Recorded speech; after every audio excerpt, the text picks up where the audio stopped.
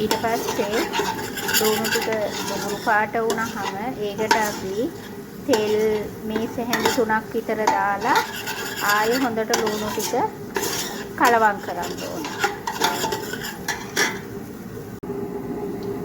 ඊට පස්සේ අපි මස් ටික හොඳට හොදලා අරගෙන පොඩ්ඩක් තම්බනවා කලින් විනාඩි 10ක් විතර තම්බලා ඒ වතුර ටික අයින් කරලා ඊට පස්සේ දැන් මස් ටික අපි මේකට දාගන්නවා.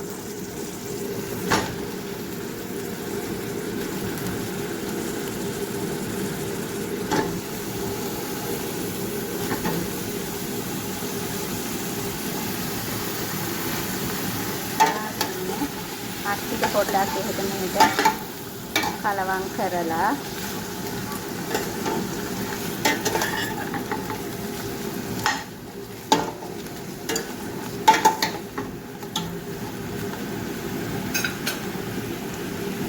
මස් පොඩ්ඩක් හන්දා අපි බහරාත් එක හැන්දකුයි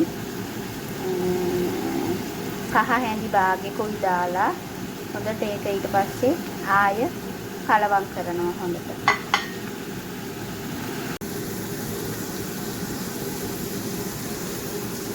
ඊට පස්සේ අපි මේකට ලොකු තක්කාලි ගෙඩි 3ක් බ්ලෙන්ඩර් කරලා ඒකත් දානවා ඒකට.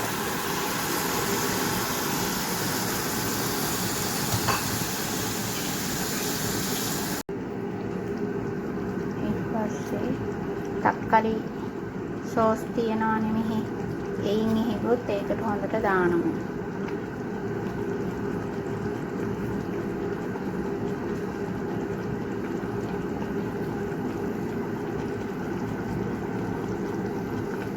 දාලා ඉවර වෙලා ඔක්කොම ටික හොඳට කලවම් කරලා ඊට පස්සේ හොඳට තෙල් පෑදෙනකන් කලවම් කරන්න ඕනේ. හොඳට තක්කාලි සෝස් වල තියෙන තෙල් ටික පෑදිලා එනකන් හොඳට කලවම් කරන්න ඕනේ. ඊට පස්සේ ඒකට ලුණු මේ සෑම්ඩකුත් දානවා.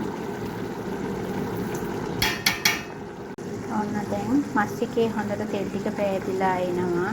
ඊට පස්සේ මේ මම ගත්තේ නම් මේ ප්‍රෙෂර් එකේ දාලා තිබිච්ච බණ්ඩක්කා ඒ ටික පොඩ්ඩක් හොදලා අරගෙන වතුර බේරෙන්න තියලා දැන් අපි ඒ ටික මස් එකට දානවා.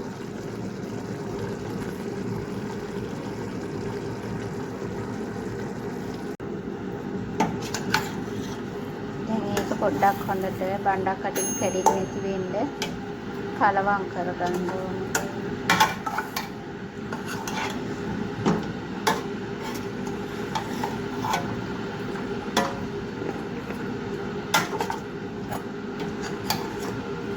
කලවම් කරගෙන ඊට පස්සේ පොඩ්ඩ වෙලාවක් වහලා තියන්න ඕනේ.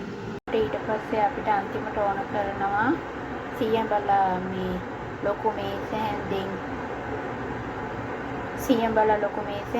එකක් අරගෙන ඒකට මේ කෝප්පේ වතුර එකක් දාලා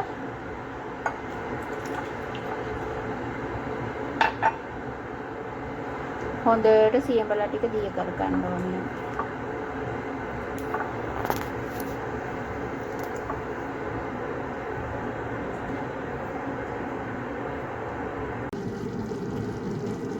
දැන් අපි ඒකට වතුර ටිකක් එකතු කරනවා. ටිකක් එකතු කරලා තැම්බෙන්න තියෙනවා. මොකද මස් ටික වෙලාවක් තැම්බෙන්න ඕනි හන්දා. පස්සේ ආපස්සට වතුර ටිකක් ඕන වුණොත් අපි එකතු කරගන්නවා. සැරෙන් සැරේට පොඩ කලවම් කරන්න ඕනේ. බණ්ඩක්කා ටික පොඩි වෙන්නේ නැති වෙන්න හිමින් සැරේ.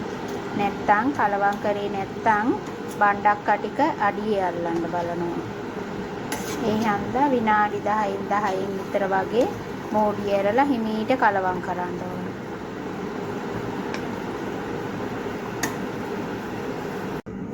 ඔන්න දැන් මස් එක පැය එකමාරක් හොඳට තෙල් පෑදිලා හොඳට තැම්බිලා තියෙනවා. ඒකට අපි සුදු ලුණු බික් 4ක් කොටලා දානවා අවසාන හරියට. දාලා ඊට පස්සේ අපි අර හදාගත්තනේ සියඹලා එක ඒක පෙරලා අරන් තියෙන්නේ. දැන් ඒකත් උඩින් දානවා.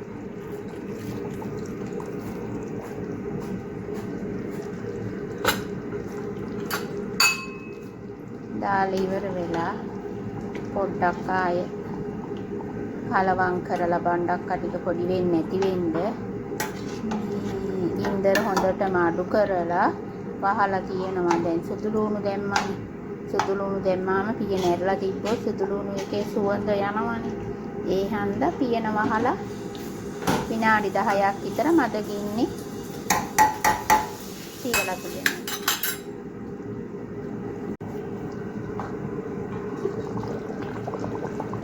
ඔන්න මරක් එක මස් බණ්ඩක් හදාලා උයපු මරක් එක. ඒකටම අපි සුදු බත් එකක් ඒක කන්න සුදු බත් එකක්.